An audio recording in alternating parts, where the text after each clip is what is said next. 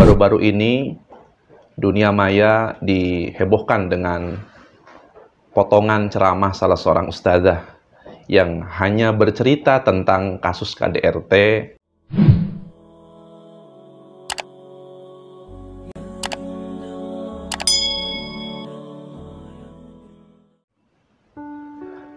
Assalamualaikum warahmatullahi wabarakatuh. Alhamdulillah wassalatu wassalamu ala rasulillah wa ba'd. Baru-baru ini dunia maya dihebohkan dengan potongan ceramah salah seorang ustadzah yang hanya bercerita tentang kasus KDRT, karena memang dalam teknik komunikasi kadang-kadang begitu di hadapan audiens 100 orang, 1000, itu kadang-kadang sering kepleset lidah. Maksudnya bukan mau mukul wajah mungkin, tapi mungkin mau memukul di bagian pundak, punggung, atau tempat-tempat lain. Tapi begitulah dunia netizen sering jadi hakim sendiri, menstigma ceramah itu seolah-olah penghalalan terhadap KDRT. Mudah-mudahan tidak demikian yang dimaksud oleh salah seorang ustadzah ini. Bagaimana sebenarnya Quran menyoroti tentang memukul istri yang masuk dalam kategori nuzuz. Nuzuz itu adalah mengarah pada pembangkangan terhadap syariat Allah atau membangkang terhadap perintah suami. Padahal perintahnya adalah perintah yang baik. Quran surat An-Nisa ayat 34 ini bicara tentang itu. Ar-rijalu qawwamuna 'alan nisa bima faddalallahu ba'duhum 'ala ba'din, dan seterusnya sampai di ayat kalimat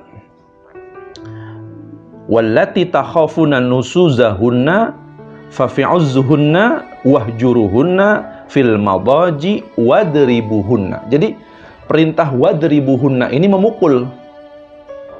Nah, hanya ayat ini jangan dipahami literally gitu. Istilah memukul itu jangan dipahami literally, bahwa yang namanya mukul seorang seperti orang mukul maling, bukan. Memukul istri itu ada kaidahnya. Sama sebenarnya di dalam hadis Nabi terkait dengan perintah sholat misalnya. Nabi SAW mengatakan muru auladakum bis sholah wahum abna'us sab'is sinina wadribuhum. Sama kalimatnya. Kalau tadi untuk istri, yang ini untuk anak. Pukul dia 10 tahun, perintahkan sholat 7 tahun, tidak mau mengerjakan sholat, pukul 10 tahun.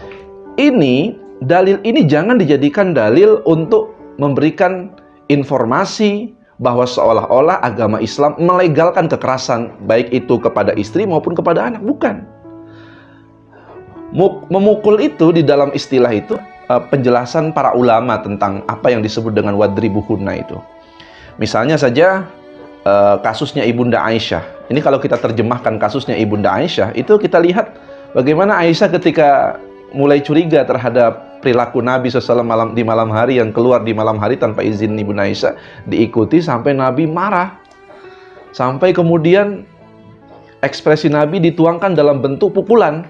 Tapi pukulan yang kita lihat dalam teks riwayat itu adalah menempelkan tangan di dadanya Ibunda Aisyah dan mendorongnya. Jadi sebenarnya yang disebut dengan wadribuhunna itu menempel dan mendorongnya. Sampai Aisyah mengatakan, dadaku sampai terasa sakit. Tapi tentu sakitnya bukan sakit yang permanen, sakit yang saat itu dipukul, saat itu langsung hilang. Jadi pukulan seperti ini sebenarnya yang diperintahkan oleh syariat. Jadi terjemah Quran surat An-Nisa ayat 34 wadribuhunna, tafsirnya ada pada Rasulullah, yaitu Nabi mendorong Aisyah. Jadi jangan salah paham. Karena kata Luqmanul Hakim, pukulan itu seperti pupuk bagi tanaman. Terkadang loh ya.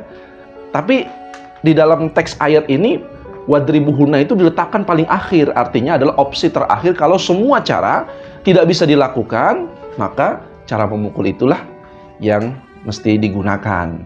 Karena itu jangan pernah salah paham terhadap syariat. Jangan dengarkan hakim-hakim netizen. Lebih baik Anda langsung rujuk kepada para ulama, bagaimana para ulama memahami istilah pemukulan terhadap istri maupun terhadap anak. Mudah-mudahan bisa dipahami dengan baik.